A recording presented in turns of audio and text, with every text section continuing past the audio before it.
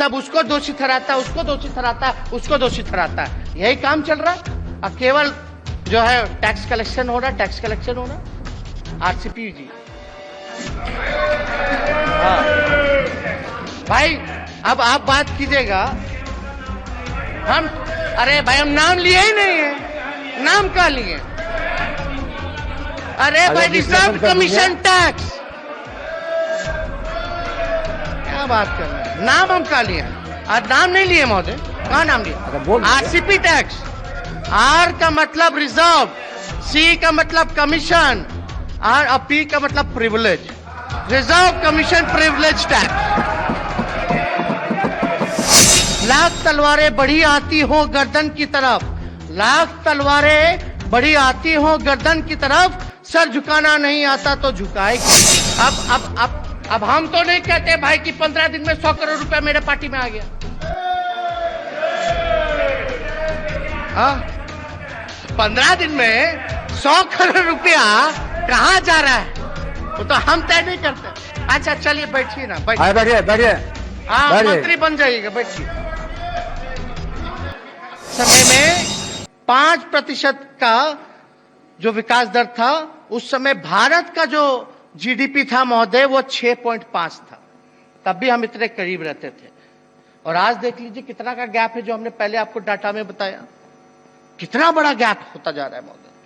तो महोदय, सौतेला व्यवहार इससे भी पता चलता है कि सेंट्रल टैक्सेशन का शेयर राबड़ी जी के कार्यकाल में कम दिया गया, जबकि बिहार में लगभग आधा दर्जन से अधिक केंद्र मंत्री थे उस समय।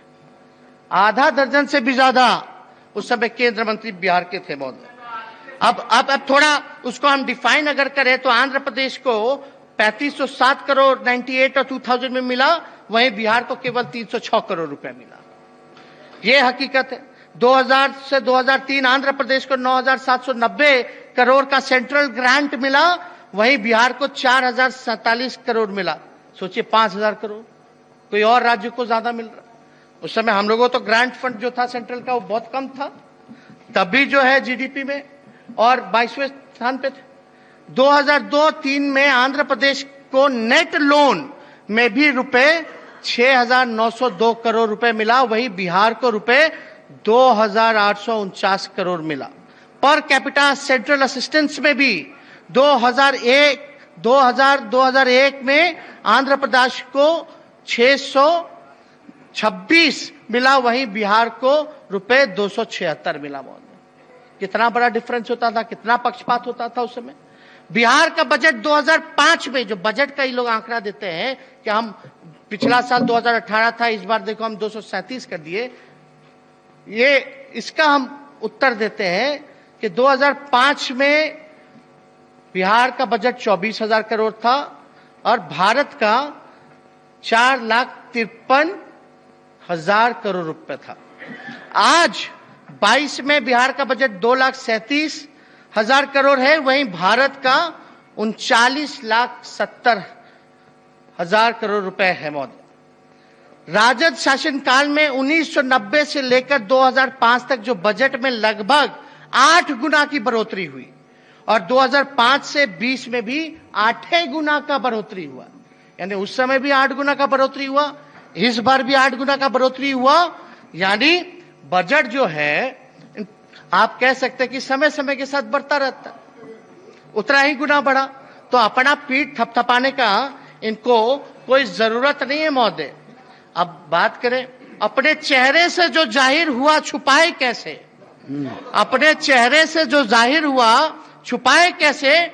तेरी मर्जी के मुताबिक नजर आए कैसे? लाख तलवारें बढ़ी आती हो गर्दन की तरफ, लाख तलवारें बढ़ी आती हो गर्दन की तरफ, सर झुकाना नहीं आता तो झुकाए कैसे? महोदय, ये इंपॉर्टेंट बातें। अब डेवलपमेंट मॉडल की बात करें, मुख्यमंत्री जी का जो फ्लैगशिप योजना है, फ्लैगशिप योजना क्या क्या है? कृषि रोड मैप, 7 निश्चय, जल जीवन हरियाली। ये महोदय बहुत ही महत्वपूर्ण बिहार सरकार के लिए योजना है, उसको फ्लैगशिप योजना कहते हैं। अब व्यवस्था इतनी, और ये जितनी योजनाएं चल रही है महोदय, इसमें देखिएगा एक मंत्रालय की जवाबदेही नहीं है, ना किसी पे जिम्मेवारी है, भ्रष्टाचार हो रहा है, किसी पे कार्रवाई नहीं होता है, काम पूरा नहीं होता है, लोग परेशान हो जाते हैं। आखिर क्यों ऐसा होता है? तो हम सरकार को सलाह देना चाहते हैं कि भारत ने और कई एक राज्यों ने प्रिस्मैटिक मॉडल छोड़ दिया है। प्रिस्मैटिक मॉडल क्या होता है कि जहां 15 डिपार्टमेंट को जोड़ लिए एक योजना को पूरा करने में। अब बताइए, जल जीवन, ये इनकी जो योजना 7 निश्चय, इसमें कितने डिपार्टमेंट लगे इकट्ठे? जल जीवन हरियाली में कितने डिपार्टमेंट लगे हैं? कृषि रोड में कितने लगे? किसी पे जवाबदेही है? किसी पे जिम्मेदारी है? सब उसको दोषी ठहराता है, उसको दोषी ठहराता है, उसको दोषी ठहराता है। यही काम चल रहा है। और केवल जो है टैक्स कलेक्शन हो रहा है, टैक्स कलेक्शन हो रहा है। आरसीपी जी, हाँ भाई, अब आप बात कीजिएगा। हम, अरे भाई, हम नाम लिए ही नहीं है। नाम का लिए? अरे भाई, रिजर्व कमीशन टैक्स, क्या बात कर रहे हैं? नाम हम का लिए? आज नाम नहीं लिए महोदय। कहाँ नाम लिए? RCP tax. आर का मतलब रिजर्व, सी का मतलब कमीशन, और पी का मतलब privilege. Reserve commission privilege tax. अरे भाई बैठिए।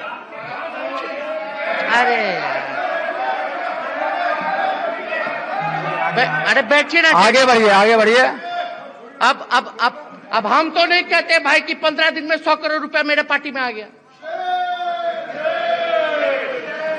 हाँ, 15 दिन में 100 करोड़ रुपया कहाँ जा रहा है वो तो हम तय नहीं करते। अच्छा चलिए बैठिए ना, बैठिए बैठिए बैठिए। हाँ, मंत्री बन जाइएगा, बैठिए। तो महोदय, प्रिस्मैटिक मॉडल, जिसको हमने इस सदन में समझाया कि प्रिस्मैटिक मॉडल जहां बहुत लोग को ले गया, एगो को नोडल डिपार्टमेंट बना दिया, एगो को नोडल डिपार्टमेंट बना दिया, पल्ला जा रहा, उपल्ला जा रहा, उपल्ला जा रहा है। अब पूरे देश में और कई राज्यों में महोदय डिफ्रैक्टेड मॉडल ऑफ डेवलपमेंट चल रहा है। डिफ्रैक्टेड मॉडल ऑफ डेवलपमेंट, जहां 1-2 विभाग को जिम्मेदारी होगी, उनको ही काम पूरा करना है, उनकी ही जिम्मेदारी तय होगी, उनकी ही जवाबदेही होगी, तब काम होता है। जब पूरे देश ने, कई राज्यों ने छोड़ दिया, तो आप जो है प्रिस्मैटिक के तहत जो है आप क्यों काम कर रहे हैं भाई?